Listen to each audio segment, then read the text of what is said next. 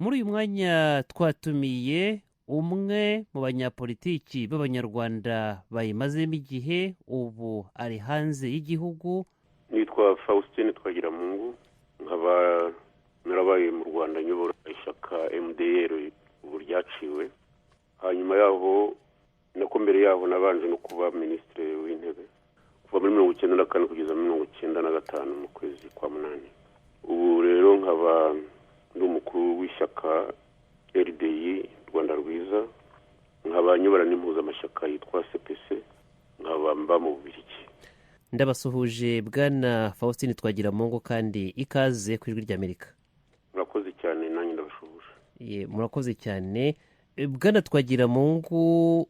Mu mwaka wa 2003 itegeko nshinga u Rwanda rugenderaho ubu rimaze kwemezwa, mwari umwe mu biyamamarije kuba perezida w'igihugu mushingiye ku itegeko nshinga ryariho.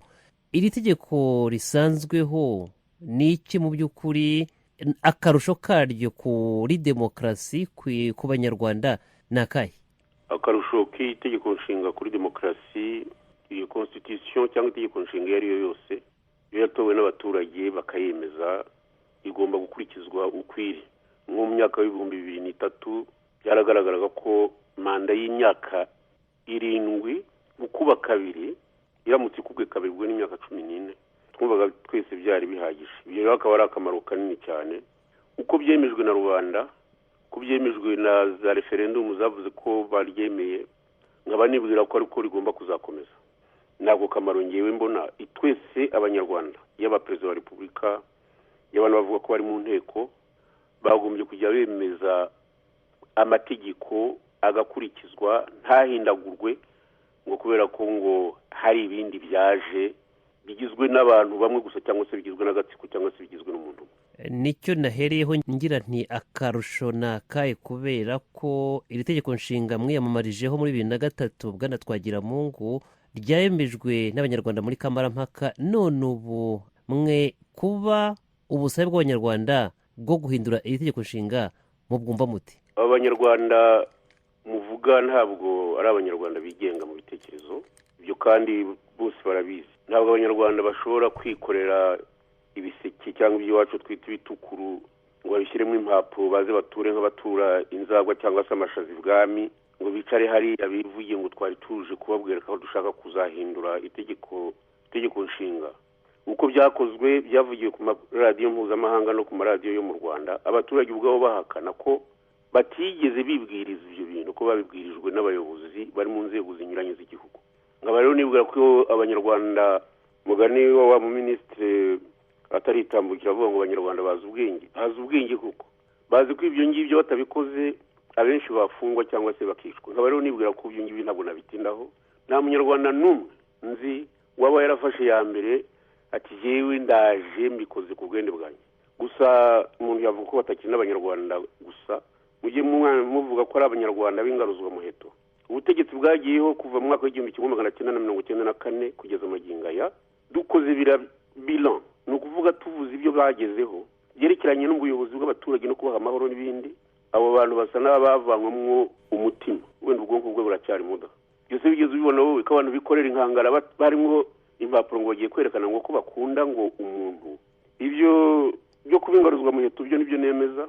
Ikindi habaho politiki y'amayeri, ariyo twita politiki yo guhenda ubwenge, ariyo politiki mbese yo kwerekana ko urusha abandi kuba wamenya ibintu no kubaroha mu byo badashoboye. Nkaba rero iyo politiki yo guhenda ubwenge no kuba kugira ibintu bimeze nk'ubuhenda abana yari ikwiye kuvaho. Twashatse demokarasi kandi franchement twarayirwaniye, haba kuva muri 1959, haba no kuva mu mwaka w'1991 kugeza magingo aya. Ntabwo urumva ko abantu bazajya bafata amacumu n'imiheto ngo baze nibamara gufata igihugu bashyireho yabo demokarasi, cyangwa bibwira ko bagarura ubwami bw'abanyiginya twarabwanze. Ntabwo tuzemera ubwami bw'ibwega, ibyo babyumve batyo. Ibyo bwana Twagiramungu, umuntu uri mu Rwanda yagira ati murabivuga kubera ko muri hanze y'igihugu iterambere u Rwanda rwagezeho ntabwo murizi, intera abanyarwanda bagezeho mu bwisanzure ntimuyizi, cyangwa se ibyo abanyarwanda benshi ndetse n'abayobozi b'ishyaka rya FPR bavuga ko Kagame yabagejejeho kandi nabo bagira bati nta wundi wabitugezaho, nta wundi wabikomeza uretse Perezida Paul Kagame, bati bityo arakenewe kugira ngo akomeze ayobore u Rwanda. Mwese inteko iriho ubu bariya abaturage basabye ko yahinduka itegeko nshinga, icyo mwe cyangwa se ubutumwa inama mwayigira ni iyihe? Inama twagira inteko, nabaye nk'ubivuga dutangira, inama twagira inteko nuko yareka constitution ariyo tegeko nshinga uko ryatowe rishyirwaho. Icyo gihe wayiroberana nuko rishyirwaho nuko baryigwa. Rutaremara nabonye mu minsi ishize akanje indimi nawe yananiwe kubisobanura yitiranya ngo article 193 n'ijana. Inama nabagira nuko bakomeza itegeko nshinga uko ryari rimeze, kandi hari impamvu nyishobora gusobanura. Perezida wa Repubulika ubwo yabivuze inshuro zirenga 3 ko nta yindi manda ashaka.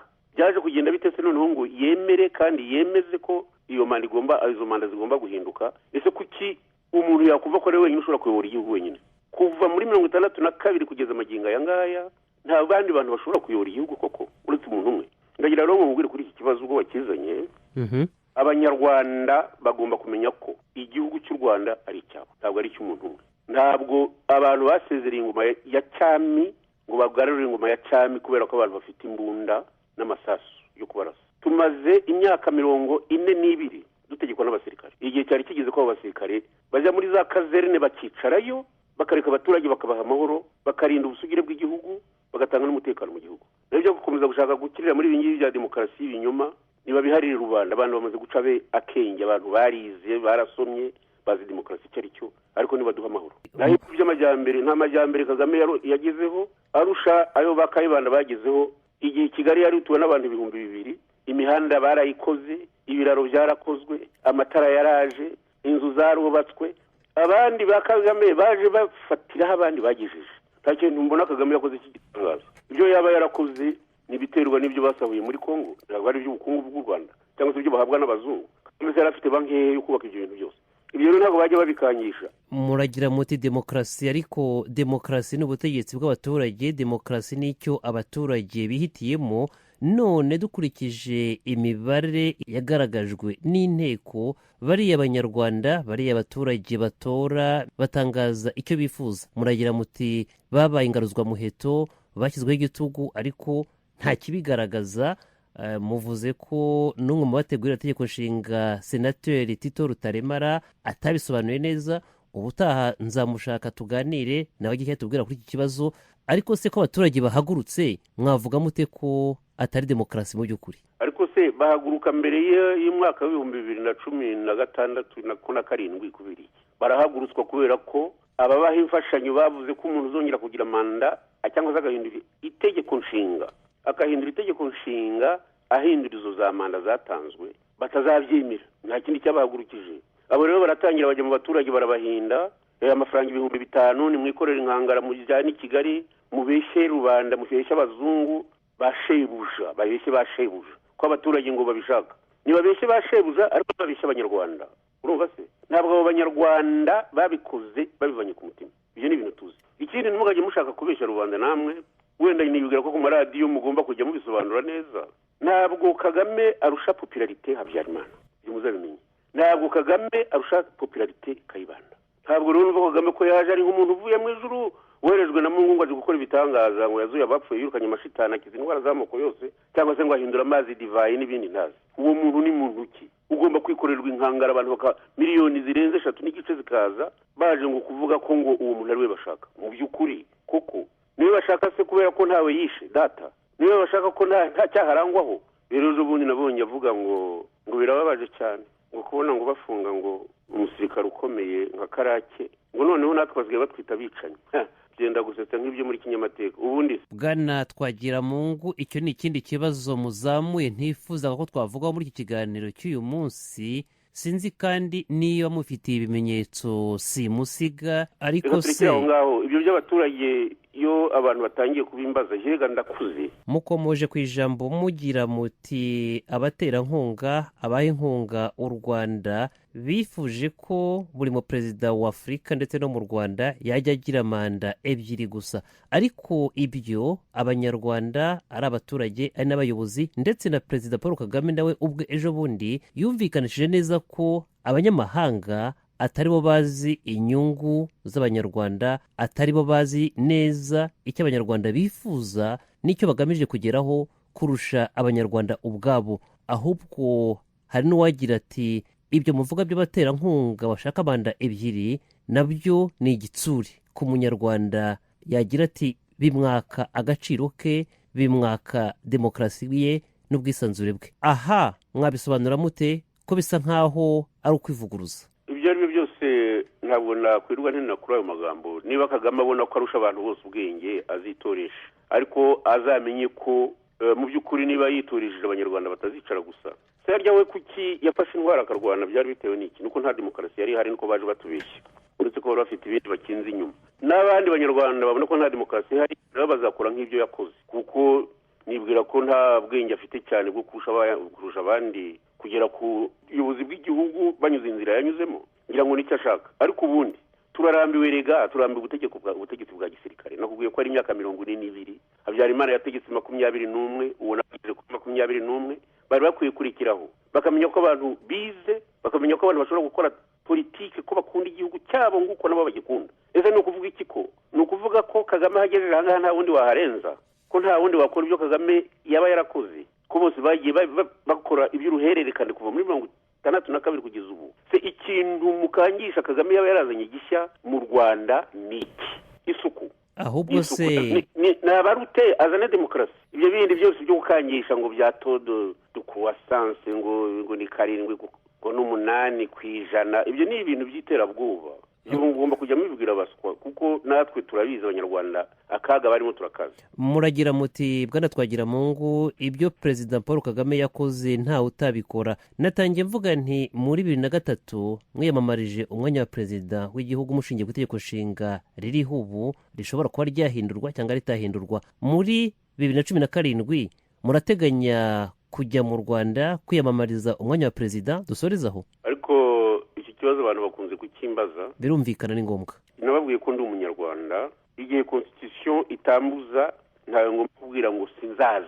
Yenda umunyarwanda nta muntu uzamuza kwiyamamaza. Nicyo gisubizo naguha, nta n'ikindi. Nta muntu numva wajya mu nzira ngo ntuze ntuyamamaze. Icyo nzi nuko nimwe visa muri passport y'imbirigi, mfite carte de citoyen hano iwanje, nibyo bita ngo carte consulaire y'ambassade ndayifite, natwe passport barayinyima. Ntabwo rero noneho we nzanyura izo nzira, ariko nta muntu uzamuza kuza mu Rwanda igihe cyose nzaba nshaka kwiyamamaza.